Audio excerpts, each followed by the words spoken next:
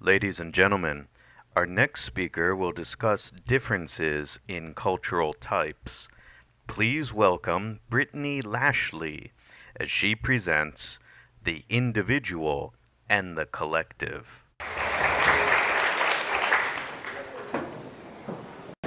Hello.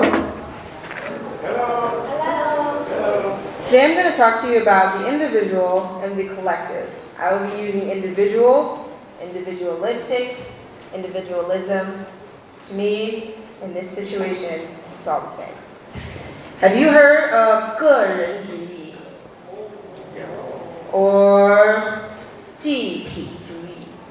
Have you heard of this? 你听到吗? Okay, that's what we're going to talk about. But before, I'm going to tell you a little bit about myself. My name is Brittany. I grew up in Lanzhou, Maryland, which is right next to Washington, D.C. Have you heard of Washington, D.C.? It's the capital of the United States, and it is on the East Coast. East Coast. Okay? All right. What does it mean? Individualism. People who are part of the individual culture, individualistic culture, tend to be stereotyped as more independent and try to do everything by yourself or try and do as much as you can by yourself. Opening the door for myself when I walk out of the car, holding my own umbrella, or not holding an umbrella if I don't have one and not offering it to anybody else as well. Self-important, the number one person is myself. I need to make sure that I am taken care of. None of these are bad things. These are just different stereotypes for what it means to be more of an individualistic culture. The nuclear family, which is the mother, the father, however many children they have. The do what's best for you. I already said this, like it's very important to do what is best for yourself. This is this mindset here. They are more assertive and competitive. And we have right here some examples of these kind of cultures in the United States, Australia, South Africa, Germany, and Israel, surprisingly, because Israel is in the Middle East. We have collectivism. This is more community focused. What can I do which will help everyone? What is be good for everyone? Working with others, there's more of a codependence. There's more of a accepting help and giving help. There's a focus on the extended family, which is the mother, the father, however many children, grandparents, uncles, cousins, etc., etc. There's also the do what's best for society, in spite of yourself. So even if it could possibly do some harm to you, that it's more important for the bigger picture. Which would also tie into the word here, selflessness, unity, and the focusing on the we instead of the I. Some cultures here: Japan, Brazil, Korea, Kenya, and India. Okay. Taiwan. Where do you think Taiwan is? Please raise your hand if you think Taiwan is part of the 个人主义. Okay? Please raise your hand if you think that Taiwan is part of the 集体主义. Okay. While speaking with a coworker, she tends to believe that Taiwan is more of the individual on the 个人 side, and that the Aboriginal cultures here tend to be more on the 集体 side. But according to the Hofstede Center in Finland, they believe that Taiwan is more of a collective culture. If you look at this map here, if it's red, it's more individual, and the lighter you get, the more collective it gets. And you see here that Taiwan is very light. Okay? My experience shows me that it does not matter what kind of culture that you're a part of. There's no right or wrong in this situation. There's just difference, and see what works for different people. Also notice that regardless of the kind of culture that you are a part of, for example, the United States is an individualistic culture, but my parents were more collective, and they raised me to be more collective-minded. but there are a lot of different things about me that are more in the individual side. Now I'm going to help you out here. That is a question on your worksheet. Okay. Research says that the USA is an individualistic culture, and like I said, it is, but we do have a lot of different groups going on in the United States that tend to be more on the collective side, focusing on the extended family, still focusing on the collective, like my family did. That does not account for the many people who have collective cultures. Okay, this is, I need your help. I'm not going to ask you to think, I'm just going to ask you to raise your hand, okay? You're going to see a question, and there's going to be an A, and there's going to be a B. If you agree with A, you will raise your hand. If you agree with B, you will raise your hand, okay? If you understand what I'm saying, please raise your hand. Okay. Okay, some of you didn't raise your hand.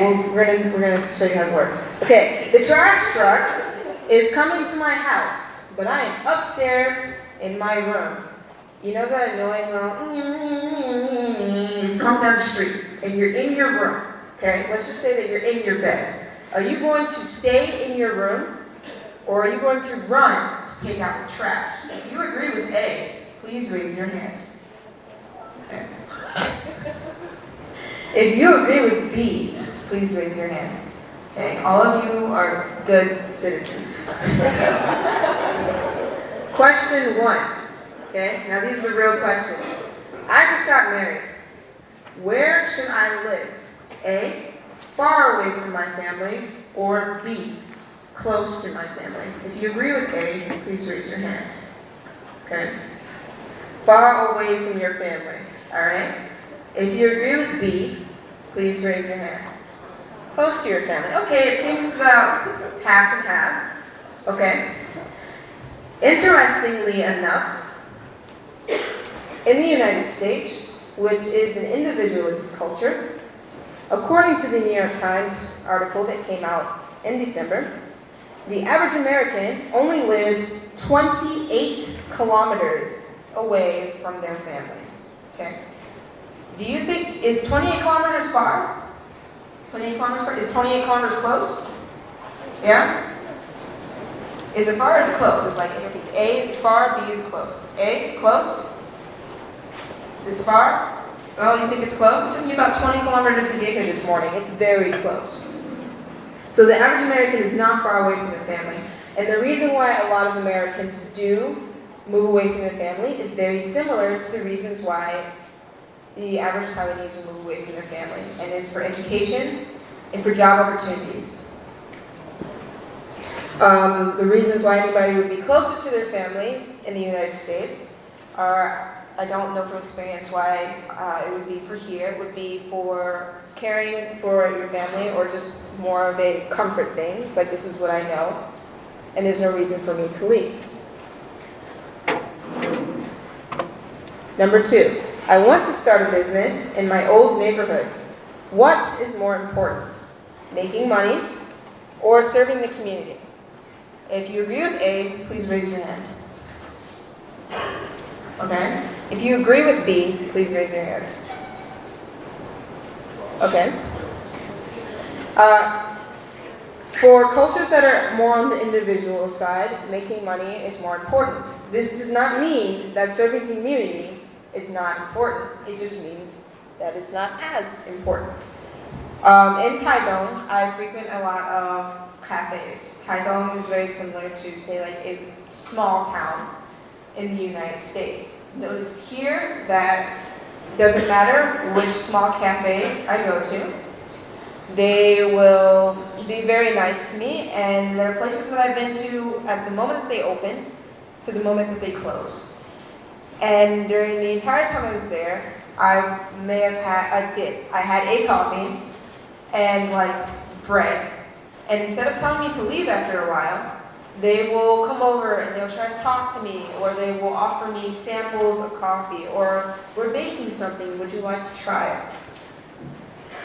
Whilst in the United States, when I try to do that, if I'm there for too long and I don't make another purchase, they will ask me to leave. Question number 3. my parents are getting very old. What should I do? A, hire someone to take care of them, or B, I will take care of them. If you agree with A, please raise your hand. Hire someone to take care of them. Okay? If you agree with B, please raise your hand. I will take care of them. Okay? There's no right or wrong, don't worry. In the United States, it's more popular, if you can afford it, to hire someone to take care of your older parents. They hire someone who is kind of like the bao for older people. The average person who is taking care of their family themselves tend to be women in their late 40s, early 50s, and they tend to be a minority. In the United States, a minority is a person who is not white. You understand? Okay.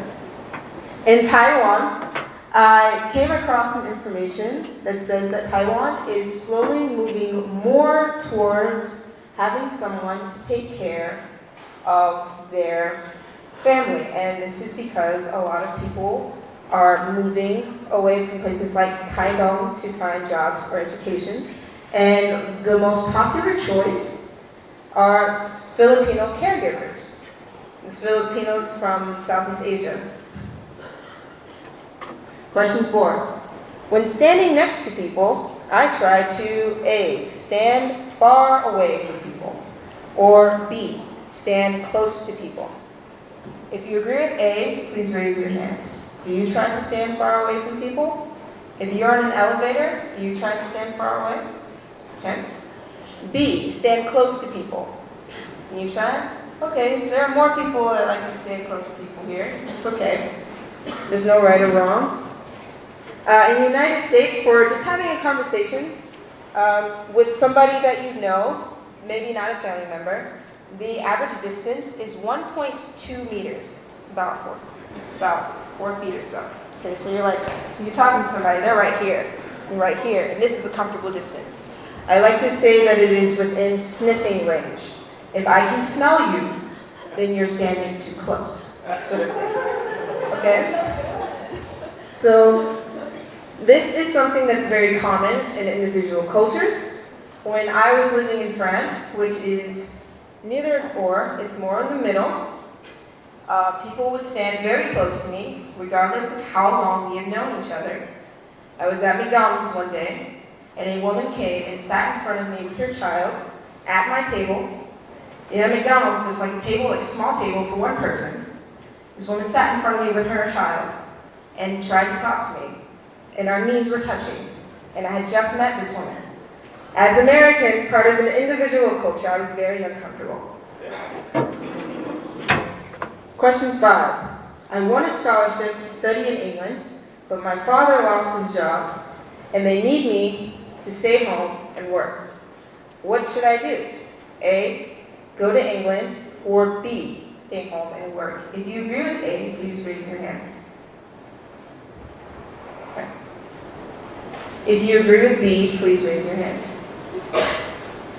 Okay. This question is a little bit more difficult because it's a question of education, whether you should go far away to get an education, to try and make a better situation for your family, or if you're going to stay and get any kind of job that you can to help your family situation now. Okay? There is no right or wrong. It's just in individual cultures, it is more likely for this student to take the scholarship and to move to England. In collective cultures, it is more likely for this student to not take the scholarship, to go home, and to do what they can to help their family in their current situation. Okay. Given the sample size in this room, I have seen that Taiwan is more of a collective culture. But like I said, there is no right or wrong whether individual or collective cultures are better. And no culture is all individual or all collective, especially in the United States, which is a very special case because a lot of the people that we have coming into the country to live tend to be more a part of a collective culture. And they are able to maintain this in spite of very individual values in the United States. Okay? Thank you.